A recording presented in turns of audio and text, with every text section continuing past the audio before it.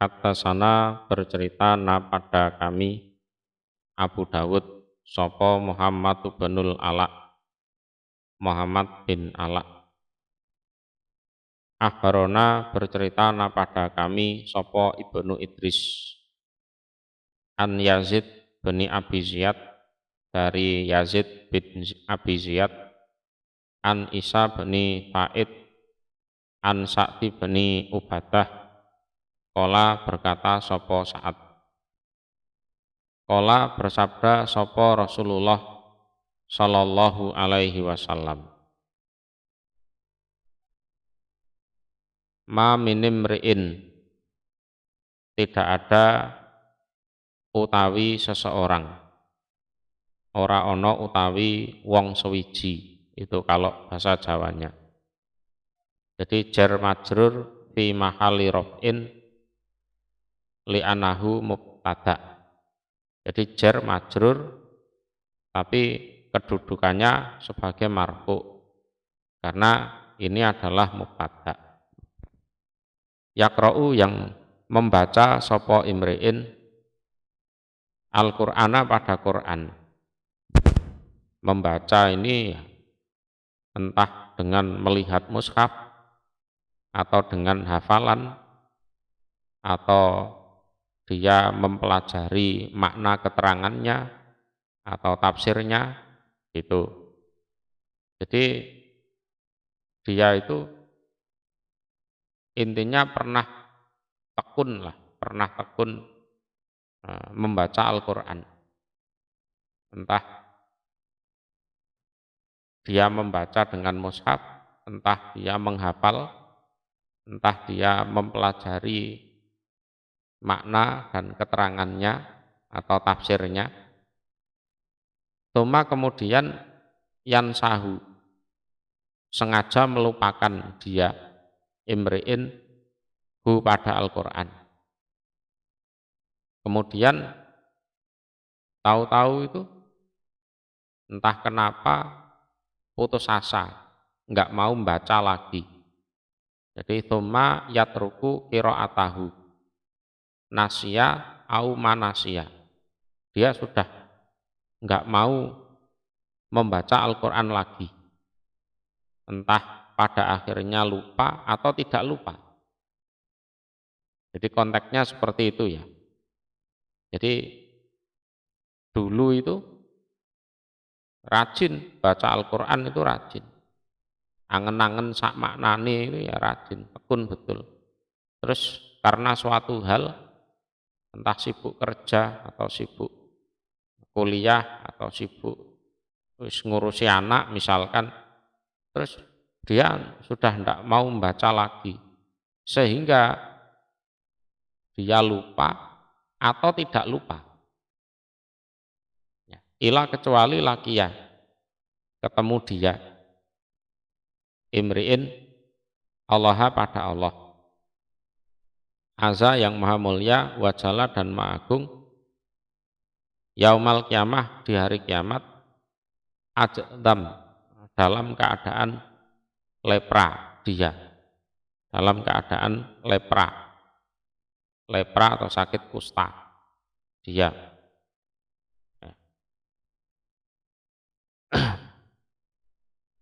Kecuali dia nanti ketemu Allah di hari kiamat dalam keadaan sakit lepra. Ini ya koreksi bagi diri kita masing-masing, bagi diri kita masing-masing. Jangan sampai alasan kerja terus berhenti baca Quran, alasan kuliah terus berhenti baca Quran, alasan sudah berumah tangga terus berhenti baca Quran, berhenti deres, itu jangan. Karena nanti ketemu Allah dalam keadaan ajdam. Kata ajdam ini para ulama menafsirkan atau menjelaskan dengan berbagai macam penjelasan. Yang pertama, sakitol asnan. Jadi rontok giginya. Jadi kata ajtam itu penjelasan pertama adalah rontok giginya. Orang kalau sudah rontok giginya itu ya biasanya membaca Al-Qur'annya ya tidak fasih. Tidak fasih. Itu kalau di dunia, kalau di akhirat rontok giginya itu ya berarti ya cacat. Sudah cacat. Au atau ala hayatil majdum. Penjelasan yang kedua, besok di hari kiamat keadaannya itu seperti keadaannya orang yang kena penyakit lepra. Jadi ruas-ruas jarinya ini protol, ya. Ruas-ruas tangannya juga protol. Itu penyakit lepra itu seperti itu. Atau yang ketiga, laisat lahu yadan. Besok di hari kiamat itu tidak punya tangan, buntung, buntung. Atau penjelasan yang keempat, au layajidu sayan yatamassaku bihi fi utrinisyani. Jadi dia tidak menjumpai sesuatu yang bisa dipegang teguh di dalam alasannya lupa itu. Ya, dalam alasannya melupakan itu.